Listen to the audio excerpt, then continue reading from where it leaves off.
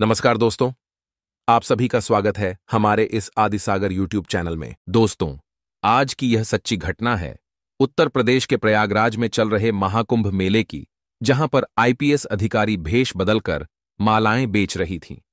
तभी कुछ दरोगाओं ने आकर उनके साथ छेड़छाड़ की और उन्हें जेल में बंद कर दिया।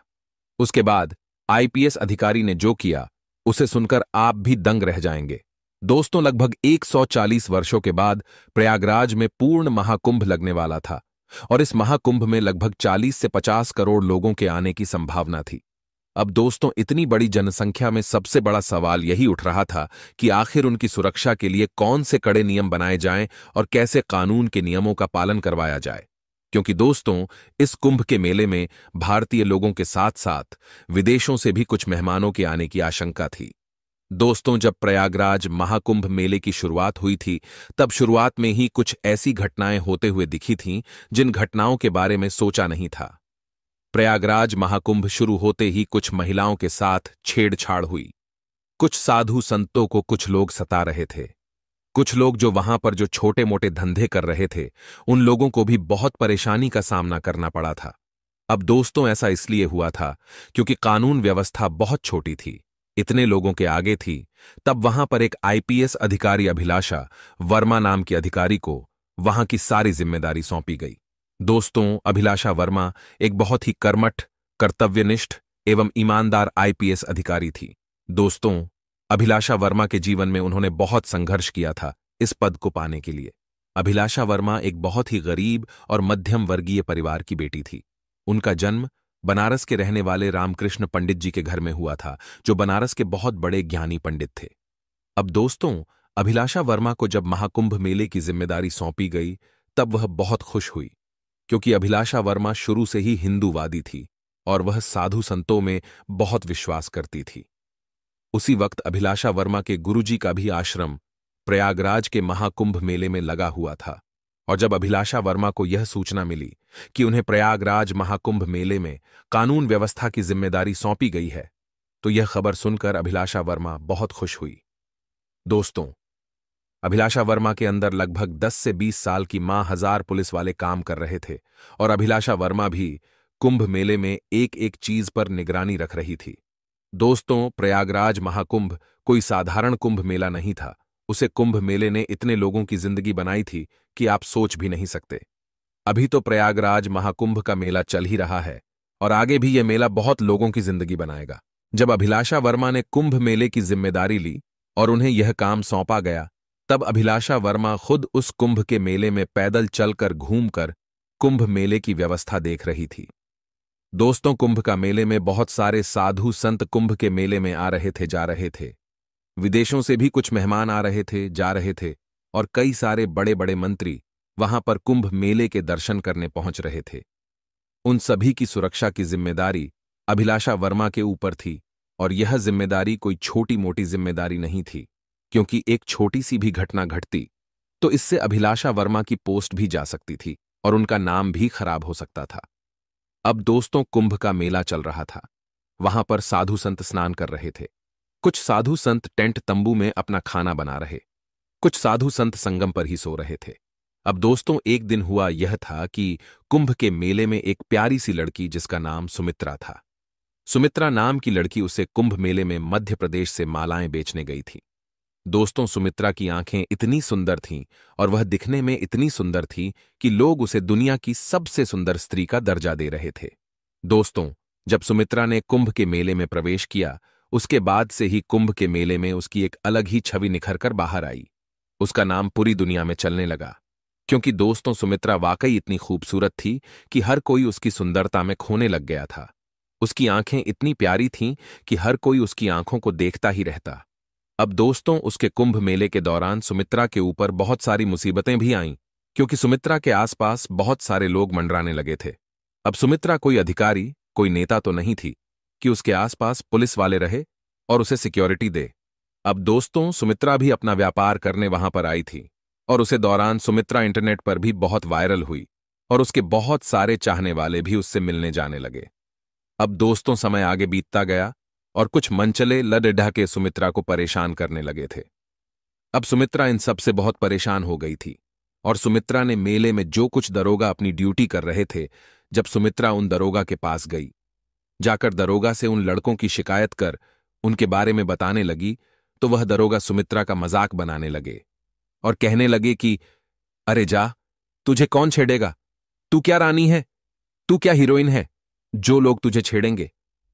जब सुमित्रा ने यह बात उन दरोगाओं से सुनी तो सुमित्रा बहुत नाराज हुई। अब दोस्तों, सुमित्रा के पास उस कुंभ मेले को छोड़कर जाने का और कोई चारा नहीं था, क्योंकि सुमित्रा को कुछ साधु संत भी परेशान कर रहे थे।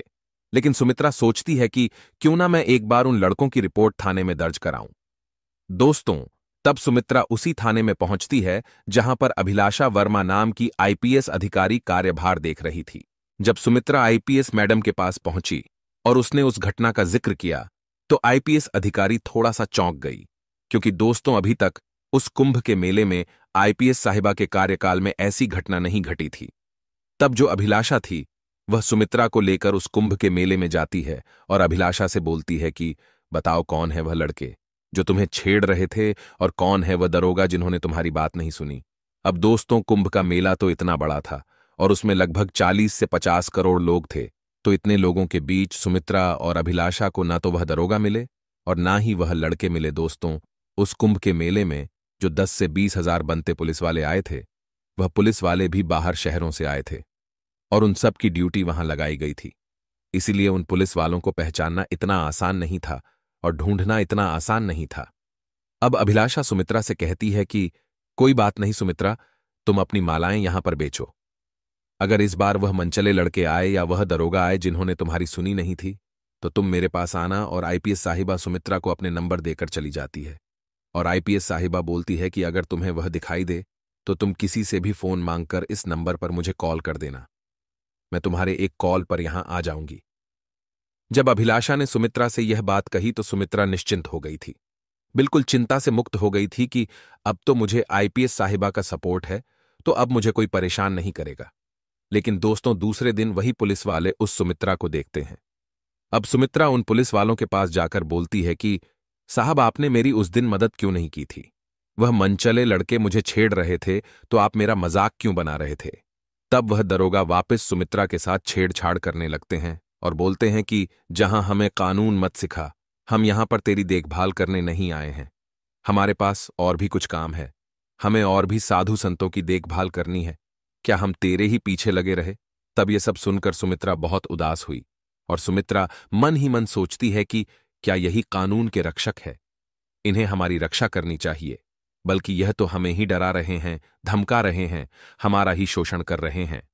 तब सुमित्रा को अचानक याद आता है कि मुझे तो आईपीएस साहिबा ने अपने नंबर दिए थे और वह दरोगा भी वही सामने खड़ीढे थे। तब सुमित्रा एक दुकान पर जाती है और वह दुकान वाले से उसका फोन मांगती है और फोन मांगकर सुमित्रा आईपीएस अधिकारी को फोन लगा देती है। लेकिन दोस्तों, कुंभ मेले में इतनी भीड़ थी कि जब तक आईपीएस अधिकारी सुमित्रा के पास पहुंचती, तब तक वह दरोगा वहां से जा चुके थे। अब दोस्तों, वह सुमित्रा आईपीएस साहिबा को वापस से बताती है कि वह दरोगा आज भी मुझसे छेड़छाड़ कर रहे थे और मेरा मजाक बना रहे थे और मेरा शोषण कर रहे थे।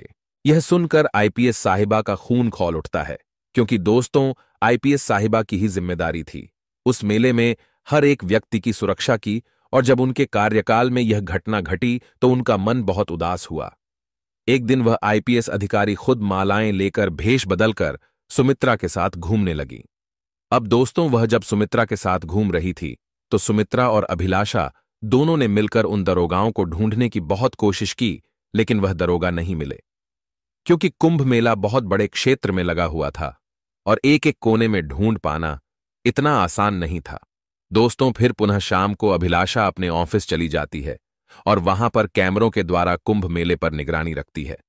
तभी दोस्तों, शाम का वक्त था और सुमित्रा को वह दरोगा फिर दिख गए और वह दरोगा नशे में आगे रहकर सुमित्रा के साथ छेड़छाड़ कर रहे थे। जब सुमित्रा ने उनके ऊपर आवाज उठाई तो चिल्लाने लगी, तो दारोगा ने सुमित्रा को थाने में ले जाकर जेल में बंद कर दिया और सुमित्रा के ऊपर झूठा केस लगा दिया। और सुमित्रा के ऊपर जो झूठा केस लगाया था, वह केस यह था कि सुमित्रा ने पुलिस वालों के ऊपर हाथ उठाया है और उन्हें बुरे शब्द कहे हैं। दोस्तों, सुमित्रा अकेली पड़ गई थी और घबरा गई थी। तब सुमित्रा ने बोला कि साहब, मैंने तो आपको कुछ भी नहीं कहा साहब। मैं आपसे माफी मांगती हूं। मुझे जेल में बंद मत करो। मैं यहां अकेली आई हूं। मुझे यहां से बाहर निकालो। तब वह जो दरोगा थे वह जोर जोर से हंसने लगे। अब दोस्तों, यहां पर जो राज खुला है वह राज आपके भी पैरों तले जमीन खिसका देगा। क्योंकि जो सुमित्रा थी वह सुमित्रा कोई साधारण लड़की नहीं थी। वह सुमित्रा मध्य प्रदेश की आईपीएस अधिकारी थी। वह सुमित्रा जेल के अंदर जब जोर जोर से हंसने लगी तो वहां पर जो दारोगा थे वह घबरा गए और वह सुमित्रा को बोलने लगे कि हे लड़की, क्या तुम पागल हो गई हो? तुम जोर जोर से क्यों हंस रही हो? तुम्हें पागलपन का दौरा तो नहीं पड़ेढ़ा है? तब सुमित्रा गुस्से में बोले कि तुमने जिस महिला के साथ छेड़छाड़ की है, जिस महिला को तुमने जेल में डाला है, वह महिला कोई साधारण महिला नहीं है। तुम मुझे नहीं जानते हो मैं कौन हूं। जब तुम मेरी सच्चाई जानोगे तो मेरे पैरों में गिड़गिड़ाने लगोगे। अब दोस्तों, ये शब्द सुनकर पुलिस थाने में जितने भी दरोगा थे और जितने भी अधिकारी थे वह घबरा गए थे। क्योंकि दोस्तों, जो सुमित्रा थी उसने जब अपना असली नाम बताया तो उस नाम को सुनकर वहां पर जितने भी दरोगा और पुलिस अधिकारी थे उनके पैरों तले जमीन खिसक गई। क्योंकि दोस्तों, सुमित्रा का असली नाम था मोनालिसा भारद्वाज। मोनालिसा भारद्वाज मध्य प्रदेश की एक सफल और सक्षम और निडर आईपीएस अधिकारी थी। मोनालिसा भारद्वाज ने ना जाने आज तक कितने ही अनसुलझे केस को चुटकियों में सुलझाया था और मोनालिसा भारद्वाज के नाम से ही हर अपराधी कांपता था।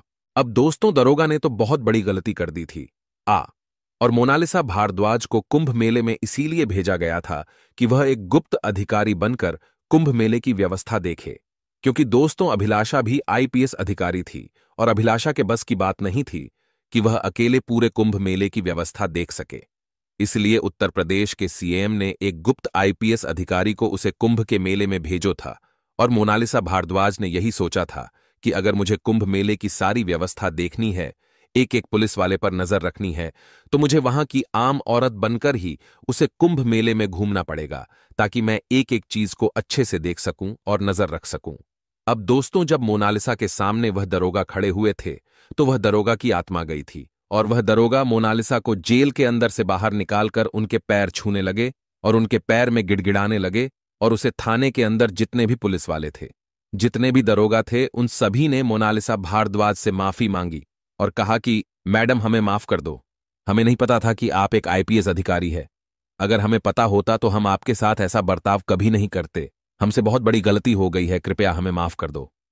तब मोनालिसा बोलती है कि क्या तुम्हें यह वर्दी इसलिए पहनने को मिली है कि तुम असहाय जरूरतमंद नारियों के ऊपर अत्याचार करो, उनका शोषण करो, उनके साथ गलत बर्ताव करो? तब वह पुलिस वाले बोलते हैं कि नहीं मैडम, हमें इस वर्दी की योग्यता की समझ नहीं थी। हमसे बहुत बड़ी गलती हो गई है। तब मोनालिसा बोलती है कि यह कानून की वर्दी है और तुमने वर्दी का अपमान किया है और तुम इस वर्दी को पहनने के योग्य नहीं हो। वहां पर जितने भी दरोगा थे और पुलिस अधिकारी थे वह सभी मोनालिसा भारद्वाज से बहुत बार माफी मांगते हैं, लेकिन मोनालिसा भारद्वाज ने किसी को भी माफ नहीं किया और वहां पर जितने भी अधिकारी थे और जितने भी दरोगा थे उन सबकी नौकरी से हमेशा हमेशा के लिए निलंबित करवाया और निलंबित करवाने के बाद वहां पर कुछ नए पुलिस वाले और नए अधिकारियों की ड्यूटी लगवाई। अब दोस्तों, यह घटना सिर्फ उस थाने के अंदर ही घटी थी और इस घटना की बिल्कुल भी चर्चा कुंभ के मेले में बाहर नहीं हुई, क्योंकि अगर यह घटना उस कुंभ के मेले में फैल जाती तो वहां पर बाहर से आए सभी नागरिक और आम जनता का पुलिस से भरोसा उठ जाता। क्योंकि यह घटना कोई साधारण घटना नहीं थी दोस्तों, क्योंकि पुलिस वालों ने ही महिलाओं के साथ छेड़छाड़ की थी। अब इस घटना के बाद जब मोनालिसा अभिलाषा से मिलने गई तो अभिलाषा ने मोनालिसा से पूछा कि आप कौन हैं और आप तो कुंभ मेले में माला बेच रही थी, लेकिन आप इस रूप में कैसे आई? तो मोनालिसा ने अभिलाषा को सारी सच्चाई बताई कि मैं एक आईपीएस अधिकारी हूं, तुम्हारी ही तरह, और मुझे एक गुप्त अधिकारी के रूप में भेजा है ताकि मैं यह देख सकूं कि तुम्हारे कार्यकाल में कुंभ मेले की सुरक्षा को लेकर क्या चल रहा है। मोनालिसा बोलती हैं कि तुम बहुत अच्छा काम कर रही हो। तुम मेरे साथ उस दिन अगर नहीं आई तो मैं यही समझता कि तुम भी उन पुलिस वालों की तरह ही हो, लेकिन साथ ही तुमने मेरी बहुत मदद की। मैं उसके लिए तुम्हारा शुक्रिया अदा करने आई हूं और तुम्हें यह बताने आई हूं कि अब मैं भी तुम्हारे साथ इस कुंभ मेले की व्यवस्था देखूंगी। इस कुंभ मेले में आए हुए एक एक साधु संत, मेहमान और हर व्यक्ति की सुरक्षा की जिम्मेदारी लेती हूं। अब तुम और मैं, हम दोनों मिलकर इस पूरे कुंभ मेले की सुरक्षा का जिम्मा उठाएंगे। अब दोस्तों, जो अभिलाषा थी वह भी बहुत खुश होती है, क्योंकि अभिलाषा के ऊपर कुंभ मेले की जिम्मेदारी थी। और इस जिम्मेदारी का जब देहात में बंटवारा हुआ तो अभिलाषा ने भी चैन की सांस ली। और इन दोनों आईपीएस अधिकारी ने मिलकर कुंभ मेले के प्रत्येक कोने में कठोरता से आगे बढ़े और निर्भीकता से सारे पुलिस वालों को खुली छूट दे दी कि अगर तुम्हें किसी भी महिला या किसी भी व्यक्ति के साथ कुछ भी दुर्व्यवहार होता हुआ दिखाई दे, कुछ भी अपराध या कुछ भी अत्याचार होता हुआ दिखाई दे, तो तुम उन लोगों को वहीं ठीक करो। उन लोगों को पास के पुलिस थाने में पकड़कर ले जाओ और उन्हें जेल में 24 घंटे के लिए बंद कर दो। दोस्तों, इस कुंभ मेले में इस घटना का जिक्र बिल्कुल नहीं हुआ, क्योंकि यह घटना गुप्त थी।